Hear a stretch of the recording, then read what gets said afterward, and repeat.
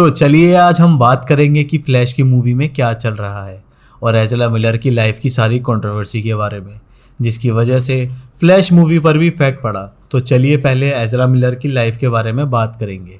Ezra Miller के career में छोटी मोटी कंट्रोवर्सी होती रही है, लेकिन कोई ऐसा मेजर कंट्रोवर्सी नहीं था जो कि उनके पब्लिक इमेज पर इम्पैक्ट करे।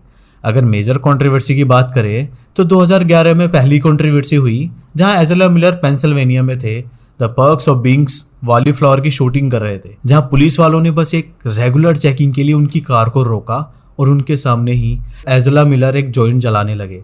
एंड उसके बाद जब गाड़ी सर्च करी गई उसमें से 20 ग्राम मैरिजुआना मिला। बट जैसे भी करके ये सब चार्जेस उनसे हटा दिए गए। बट ये अब शुरुआत थी, कई सालों तक कुछ मेजर नहीं हुआ। बट हाँ, 2012 में उन्होंने रिवील किया कि वो क्वीर हैं एंड अपने आप को ना ही as a male neither female identify करते हैं, जिससे थोड़ा बज़ ज़रूर क्रिएट हुआ, लेकिन कंट्रोवर्शियल कुछ भी नहीं था। यहीं कुछ साल बाद उनको DCU में कास्ट किया गया एंड साथ ही फैंटास्टिक बीस्ट में भी। मतलब उनकी लाइफ में सब कुछ अच्छा चल रहा था एंड सब कुछ ब्राइट चल रहा था। इसके बाद आया 2017 का कॉमिक कॉन, जहां एक फैन ने उनसे पूछा कि फ्लैश कभी ड्रंक क्यों नहीं हो सकता, और जवाब मिलने पर उनके फैन बोला कि उन्हें सूंघ कर चेक करना है। मतलब वहाँ के फैंस और उनके अजीब से डिमांड।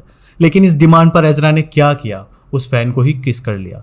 वैसे ही इन सब में ऑब्वियसली वहाँ पर कंसल्ट वाली कंट्रोवर्सी हुई, पर अगेन ये उतना मेजर नहीं हुआ, इस न्यूज़ को इतना हाइक नहीं मिला। देन अगस्त 2018 के कॉमिक कॉन में एज़रा ने मारियो में दिखने वाले मशरूम का कॉस्प्ले किया और वहीं के एक इंटरव्यू में वो कुछ ऐसा रिस्पॉन्स दे रहे थे।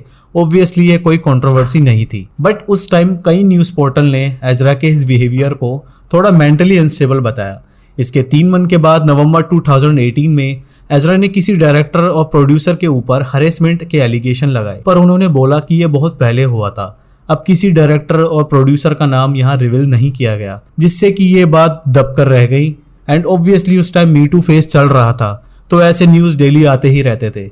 लेकिन इसके बाद एज़रा ने बैक टू बैक कांड करना शुरुआत किया। सबसे पहले तो एक माइनर सा कंप्लेन आया, जहां फेब 2020 में एनोमिनियस वुमेन ने रिवील किया कि फैंटास्टिक बीस्ट की शूटिंग के चलते एज़रा एक होटल बुक करके आयरलैंड में रह रहे हैं और वहां वो कुछ अजीब से लोगों के साथ हैं। एज पर एलिगेशन उनके ग्रुप का बिहेवियर किसी कल्ट की तरह था, जिसमें से वो डिफरेंट टाइप की एक्टिविटीज कर रहे हैं और इन सब प्रोसीजर का खर्चा एज़रा मिलर खुद उठा रहे हैं। पर हाँ, मेजॉरिटी ऑफ द लोगों ने इसे बस एक रूमर माना। देन अगेन आइलैंड में ही अप्रैल 2020 में एक वायरल वीडियो आया जहां एज़रा मिलर एक फैन को चोक स्लैम देते हुए दिख रहे थे। एज पर रिपोर्ट आइलैंड के एक बार में एक फैन एज़रा मिलर से मिलने आई तो वो बहुत ज़्यादा एक्साइटेड थी, पर उनके पर्सनल स्पेस को इन्वेड कर रही थी, एक तरीके से परेशान कर रही थी। फिर एज़रा ने अंडरटेकर का मूव देने का डिसाइड किया। खैर ये वीडियो बहुत वायरल हुआ, लेकिन इस पर कोई केस नहीं चला क्योंकि किसी ने कोई कंप्लेन किया ही नहीं। पर हाँ, ये अब शुरुआत हो चुकी थी। देन जैन 2022 में एक और वीडियो वायरल हुआ जहां एज़रा ने अमेरिकन टेररिस्ट कू क्लक्स क्लैन के ग्रुप को ओपन में धमकी दी। उन्होंने इस ग्रुप को बोला कि या तो खुद को मार लो या फिर हम लोग तुम्हारे लिए ऐसा कर देंगे। अब इन्होंने इतने बड़े टेररिस्ट ग्रुप को ओपन में धमकी क्यों दी ये तो नहीं पता, लेकिन ऑब्वियसली या तो इनका कोई पर्सनल मैटर होगा, और हाँ ऐसा भी हो सकता है कि सिंस ये लोग रेगुलर क्राइम करते रहते हैं तो इन जनरल इन्होंने ऐसा बोल दिया होगा। फिर देखो 27 मार्च 2022 में उनकी बहस हवाई में कुछ लोगों से हुई एंड वहां पुलिस भी इन्वॉल्व हो गई, लेकिन कोई भी चार्जेस नहीं लगाए गए और बातचीत से ही सब कुछ हल हो गया। लेकिन इसके एक दिन बाद ही हवाई के एक बार में एज़रा थे तो वहां कुछ लोग कारकोई पर गाना गा रहे थे and for some reason Ezra को ये पसंद नहीं आया और वो उन पर ही टूट पड़े, जिसके बाद इन्हें अरेस्ट कर लिया गया और जिन लोगों के साथ ये हॉस्टल में रह रहे थे उन्होंने इनकी बेल कराई। देन इसके नेक्स्ट डे ही 29 मार्च 2022 को जिस हॉस्टल में ये रह रहे थे वहीं के एक कपल को इन्होंने धमकी दी जान से मारने की, यहाँ तक कि उनका पासपोर्ट और वॉलेट भी इन्होंने छीन लिया। जिसके बाद उस कपल ने एज़रा पर केस किया और कोर्ट में इन पे रिस्ट्रेनिंग ऑर्डर लगा दिए। मतलब एज़रा कभी भी उन कपल से कांटेक्ट नहीं कर सकते थे, उनके घर के और ऑफिस के आसपास भी नहीं दिख सकते थे। पर हाँ, अप्रैल में ये केस ड्रॉप कर दिया गया। अब फिर सब कुछ शॉर्ट आउट भी हो गया। फिर आया 19 अप्रैल 2022। हवाई की एक प्राइवेट पार्टी में एज़रा ने किसी लड़की के सिर पर चेयर फेंक दिया। मतलब भाई, मारपीट में एज़रा अब क्रिएटिव हो चुके थे।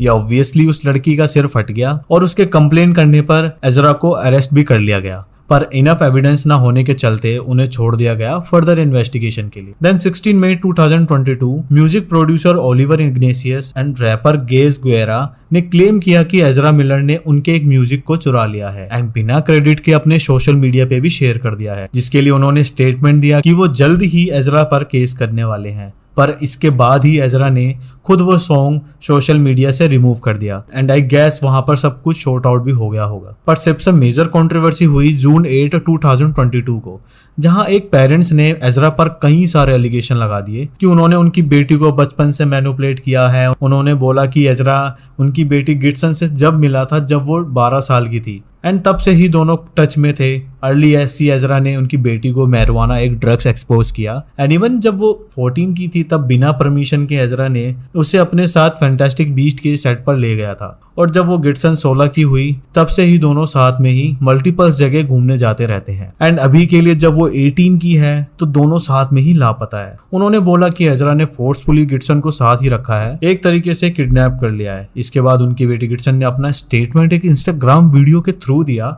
तब उसने रिवील किया कि वो 18 की हो चुकी हैं एंड वो अपने डिसीजन खुद ले सकती है।